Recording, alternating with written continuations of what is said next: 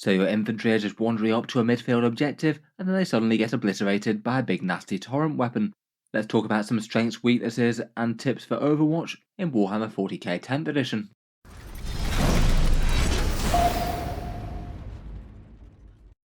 Hello and welcome back to Warspets Tactics, where today we're doing some Overwatch tactics, perhaps one of the single most powerful and most used generic stratagems in the game. Overwatch is definitely a mechanic that's had different forms in 40k over the past few editions. In 8th edition it was only on charges, but you could do it literally every time your unit got charged, potentially gunning down multiple units in turn if you had some particularly savage Overwatch shooting. In 9th edition it became a stratagem as it is now, and became a far more niche thing you'd only do when needed. But in 10th edition, Games Workshop have decided to change Overwatch to be a bit more of a reactive shooting type rule, as opposed to being a more direct punishment to melee armies and units. It feels like it was part of the whole drive to make other players a bit more active in their opponent's turns with reactionary mechanics and things. It's definitely a fair bit more powerful in when it can trigger than it used to be, but possibly has a little bit more equality between two forces, given that you can now trigger it with shooting units as well. It's not just literally just when you charge in. Let's talk through Overwatch, starting with the stratagem itself and a few rules, weirdness, and clarifications that come up with it. A few thoughts on good Overwatch units and good targets for them, and then a couple more on setting up for Overwatch and trying to avoid it. Starting out with the stratagem itself, Overwatch I would say is a very important stratagem in 10th edition Warhammer 40k. You're able to tear chunks out of the enemy army in their own turn, potentially hitting fragile units that just exposed themselves that were just about to deal damage, giving you a really big swing in the game there, or just creating areas of denial where the enemy forces can't dare to venture into, unless they want to be cooked by the flamestorm cannons of a Land Raider Redeemer or something. It is definitely a lot more powerful and harder to avoid than 9th edition, just due to how many situations can trigger it. The stratagem's undergone a couple of changes since it came out with the balanced data slate, though the core of it does remain the same. It's a 1 command point strategic ploy stratagem, and you can use this to fire essentially in the opponent's turn, either in their movement or their charge phase, just after a unit starts or ends a normal advance, fallback, or charge move, and you can also use it when a unit is set up on the board, which can be of a variety of reasons with reserves, transport vehicles, or teleport type mechanics. It means that when you can shoot it is really quite flexible and it's very hard to avoid. If you fire it at the start of a normal move, then it might be that your opponent has literally no opportunity to avoid the Overwatch if they want to move that unit. Maybe it's more commonly used at the end of movements though. Say a unit's moved up to try and do a charge on you, you could then Overwatch it if you want to try and reduce their numbers. There are some restrictions as to which units can do it. You must be within 24 inches, so you can't literally Overwatch from one side of the board to the other, but that's still really quite a big distance really. You must now have line of sight to the target. Previously I don't think there was anything stopping you from using indirect fire weapons or anything with Overwatch, and in particular Eldar cannons maybe caused some slight problems with that, with fate dice being thrown in to get some automatic massive anti-tank shooting in the enemy's turn. And Games Workshop have also banned Titanic units from being able to Overwatch, I guess just due to the sheer amount of guns that they can point at the enemy. It was always going to have massive amounts of value firing with something quite so big, even if you were hitting on 6s. I still feel that maybe just increasing the cost to 2 CP for Titanic units might have been a bit better than banning it outright. In any case, presuming you can actually fire Overwatch, you then shoot the enemy unit and you can only hit on unmodified 6s, so even if you have a +1 to hit or anything like that, you can't increase the chance that way. The unmodified 6s thing is kind of interesting though. It does mean that for 2 units of normally equal damage output, it's going to be better for lower ballistic skill armies versus higher ballistic skill ones. If you're hitting on a 5+, then you only cut your damage in half, whereas if you were hitting on a 3+ like a Space Marine, you'd cut your damage to a quarter. Most of the time it does mean that units won't be putting out anywhere near as much of their normal damage output as they would, so usually they'd be just hoping for just a few chance casualties as opposed to wiping out entire units. Though certain weapons can definitely tip the balance a bit with that, things like rerolls or torrent weapons. Finally, you can only use the stratagem once per turn. So unlike normal stratagems which are limited to once per phase, you couldn't say Overwatch with a unit in the movement phase and then go on to Overwatch again in the charge phase. I feel like that's probably a fairly sensible restriction if they didn't want things like Land Raider Redeemers potentially burning units down 3 times in a row. That one's maybe not the worst idea. As mentioned, the stratagem in its current form has had a few changes since the start of the edition. At the start of 10th, you could potentially reduce its cost to 0 with things like captains. Now you can't, as it's not a battle tactic. Titanic Knights not being able to do it's definitely shook up the field a bit there. Things like the Knight Acheron and Knight Valiant are far worse as a result, and not being able to be used with indirect fire maybe does seem kind of sensible, just due to potentially any unit moving around within 24 inches of an indirect fire piece might well be taking damage even if they're really well hidden. All in all though, it still remains a very powerful stratagem and gets used a lot in game. I feel like Overwatch is one of the rules areas that also has a whole load of questions still attached to it, including a couple of things that I think that Games Workshop should FAQ just to give us an answer one way or the other as to their intent. One area that seemed to have at least a few people confused recently was whether you could do it for things coming out of reserves or out of transports, given Games Workshop changing that core rules commentary, that units arriving this way don't trigger things that rely on you having made a normal move to trigger them, say like reactive movement from certain units. All of these things do still trigger Overwatch though, as it does have that set up criteria. So you can use it to trigger whenever an entire unit is set up on the board, coming in from reserves counts, as does jumping out of a transport vehicle, or redeploying via some sort of teleport ability like the Thousand Suns Dark Matter Crystal. You can still Overwatch away with all of those. Perhaps the other slightly bigger headache for Overwatch is which rules from the shooting phase it triggers and which ones it doesn't.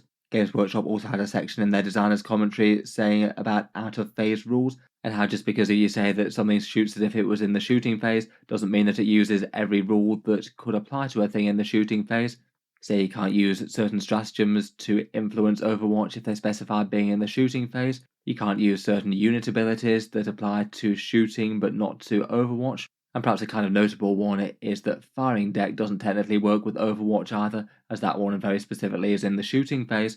Means that say if you're overwatching with a Guard Chimera, you wouldn't be able to fire a couple of Cast Jam Flamers out of the top.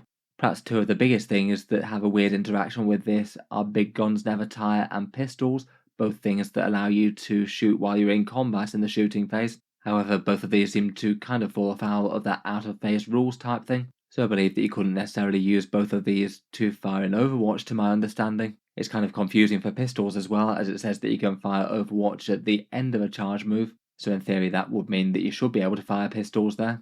I feel like the situations are maybe a little bit edge case and you could often just fire before a unit makes combat, but still it would be good to have a couple of simple answers to know their intent there. Another area which I'm maybe a bit disappointed Games Workshop haven't got round to FAQing yet are the rules that allow you to fire multiple uses of Overwatch. So say the Necron Hexmark Destroyer is allowed to fire Overwatch for 0 CP and can use the stratagem even if it's already been used this phase. The problem with this is that while it ignores the once per phase restriction that applies to most stratagems, it doesn't actually technically override the once per turn rule on the Overwatch rule itself. So I believe currently rules as written you can still only fire Overwatch once per turn, even if you did have a unit with this ability.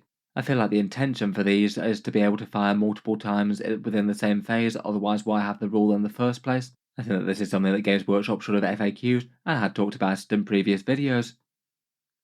Rules technicalities and clarifications aside, let's move on to talk about what might make a unit good for Overwatch, and potentially when to think about using it or avoiding it in game. In general, for the damage output, there's quite a lot of things that feed into whether or not the extra damage from Overwatch could be a good deal or not. The only hitting it on sixes thing does make some units and combinations of special rules kind of weirdly good with it, and some units kind of weirdly bad. First up, I feel like just about every unit that you want to Overwatch with is generally going to want to be something that's at least fairly meaningful in terms of its size and the damage output it can expect to bring. Particularly if something is, say, a 200 plus points efficient shooting unit, then Overwatch I think is rarely going to be the worst idea in the world, and should hopefully give you some chance of some interesting damage on the target. Say, for example, an Astra Militarum Rogel Dawn battle tank, or a big 6-man squad of Space Marine Centurion Devastators. Feels like Overwatch is generally going to be fairly powerful on those, even if you were only hitting on sixes without additional buffs. Kind of obvious stuff there though, if you're spending one command point to activate a unit shooting in some way, it may as well be the biggest and scariest threat that you have around. Otherwise though, there's all sorts of other special rules that can make Overwatch more efficient. Obviously the really big one is auto-hitting torrent weapons. They generally tend to be the absolute best Overwatchers around. No need to roll to hit, so essentially you're getting a full shooting phase out of any of those weapons. Say things like a Space Marine Land Raider Redeemer, Custodious Witch Seekers, or Space Marine Flamestorm Aggressors, or those could be pretty savage in the right circumstances. And particularly if you fire them against something that they're very good against, like lighter infantry, you should be able to barbecue a good number of enemy troops in their own turn. Could be very nice if they move up onto objectives and then you just say no by overwatching them to death. Otherwise, there's just all sorts of things that have some good advantages to the hitting on sixes type rule, in particular things like lethal hits or sustained hits. If you have either of those on your shooting unit, then the sixes that you get for Overwatch will just have so much more value, as you don't need to roll to wound, or you might be getting multiple hits per six.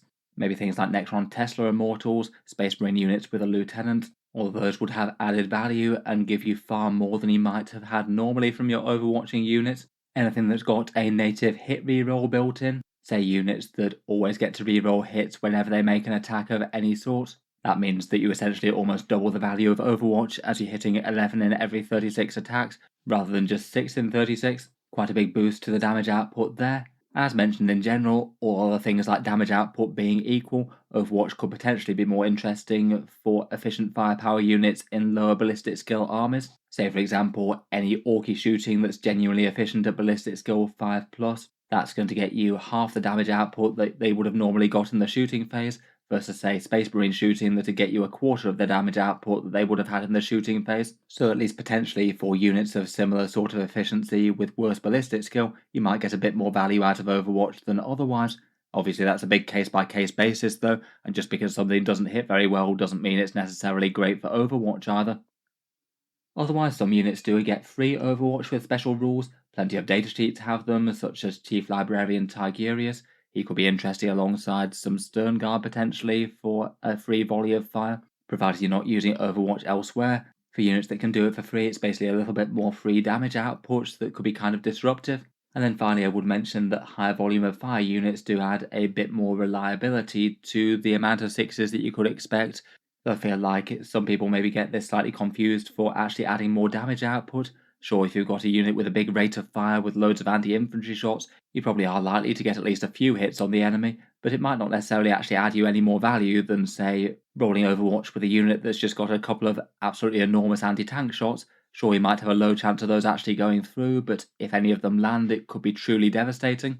I feel like sometimes people might underestimate the low chance of doing something that's actually massively meaningful with getting lucky with a really big single shot hit or two, particularly if you're firing Overwatch with a unit that's got a number of fairly big anti-tank guns. As for targets of Overwatch, I feel like often people just use it just literally to try and deal damage and just use it trading one command point for as much damage as you can do to the enemy army, which I feel like is certainly a good use of it. If you've got something that's devastating enough, you would just have to weigh it up against whatever else that command point could have got you. I've certainly seen people be a bit too trigger happy with Overwatch, maybe just firing it with small squads of small arms against other squads to inflict a casualty or two. Not necessarily the worst use in the world of a command point, but I feel like you can usually do better than that. And I feel like if you're only likely to just kill a couple of light infantry models, you're probably not getting great value out of that CP. I guess in particular, good value can be had out of trying to take down any fragile enemy units, things that might well have been hiding in your turn so you couldn't deal any damage to them, and then the enemy has to move things out to deal damage and take objectives and things. And Overwatch might be the only chance you get to interact with that unit before it's scoring objectives, charging or dealing damage or whatever. So it can be a really good opportunity to just hammer that unit for everything that you've got. In particular, one wound infantry could be a good target for that, or perhaps say a big scary tank or vehicle with one wound remaining. That could be pretty reasonable to try and destroy with a bit of Overwatch being a particularly high value target.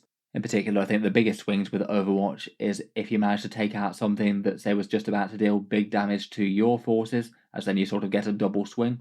Not only do you potentially get some good kills on the enemy army, which has value in its own right, but you also intervene just before they were about to get kills on you. So you're not only destroying one enemy unit, but you're also saving potentially some of your own units at the same time, and that feels like it'd be absolutely massive value out of the command point. Maybe one wound melee infantry could be particularly good targets for that, perhaps things like Sisters Repentia, Bloodletters, or Howling Banshees as examples. So basically just anything that isn't really all that hard to take down for the points cost, but will deal some big damage if it's left to shoot or charge.